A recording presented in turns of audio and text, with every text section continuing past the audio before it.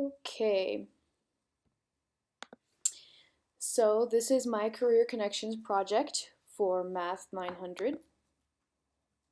Um, the duties and responsibilities of an occupational therapist really vary depending on what kind of an OT job you have and what position it is. But as far as this presentation is concerned, I'm just going to be going over what most OT jobs would entail.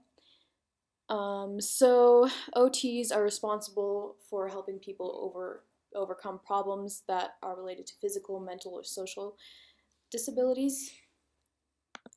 Um, they are also responsible for, depending on what happened to you, like whether you had a stroke or were in a car accident, they help you create your individual treatment program. And they help you to relearn how to carry out daily tasks depending on what happened to you or what your muscles need to remember. And um, also based on what happened to you and based on your different capabilities, they can suggest possible changes to your environment, um, especially if whatever happened to you makes your environment inconducive for your best living. And they can make changes to the treatment plan as needed, depending on whether or not the original treatment plan is having as much success as the both of you would like. And the qualifications to have an OT is a master's, but pretty soon, in a couple of years, the minimum is going to be a doctorate's.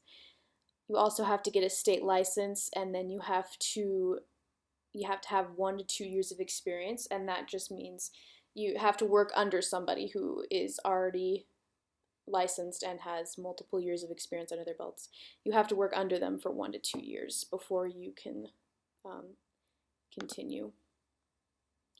So additional qualifications or whatever would help you have a leg up in getting your job would be you'd have to have really good communication skills and interpersonal skills to be able to communicate with your patient and figure out what's best for them.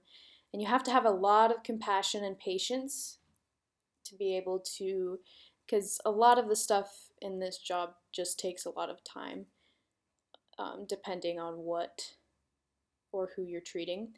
And you also have to have really good writing skills. So there are a lot of classes that are included in an OT program, but the main ones are anatomy, physiology, physics, human development, abnormal psych, anthropology, sociology, statistics, and medical terminology. So to become an OT, as I said before, you have to have a master's, and this usually takes 6 or more years, and then you also have to have the 2 years working under someone. So generally, it takes about 8 to 10 years to become self-employed or an employee of somebody else. As far as Utah is concerned, the only occupational therapist program is at the U, and for 2 semesters, it's about $8,240. And then adding in food and housing and other necessities, it's about $23,000, and then times that by 8 years. The total cost of becoming an OT at the U would be roughly $184,000. So my payment plan is getting financial aid and scholarships and any help that I can, and then I will also probably end up accumulating some debt as well. To have an OT, you have to have at least a master's degree, and the minimum requirements in math for a master's in OT is physics 2010 and 2015. The average starting salary for an OT is $70,000 a year, and then divide that by 12, it's $5,833 per month. So here are some of my expenses that I would expect that I'd have, and all of them totally about $3,178.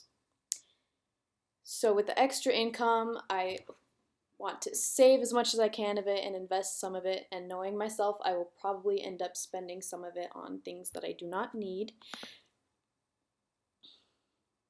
So the main site that pretty much where I got all my information from was the AOTA, which is the American Occupational Therapists Association, and they are run by a board, and all of them have one or more of these qualifications, either an OTR, a PhD, an MS, or an ESRC. And then here is a list of names of the people who are on the board. And this is their webpage, www.aota.org.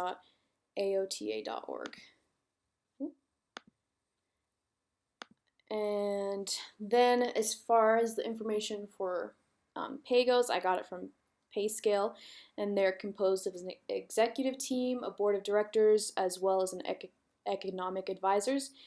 And the purpose of the website was to collect information about job pay. So they just did different surveys and stuff, and they had quite a few people on their list of board of directors as well as everything else, so I didn't list them here. And then this is their website, www.payscale.com. And that is my presentation. Thank you.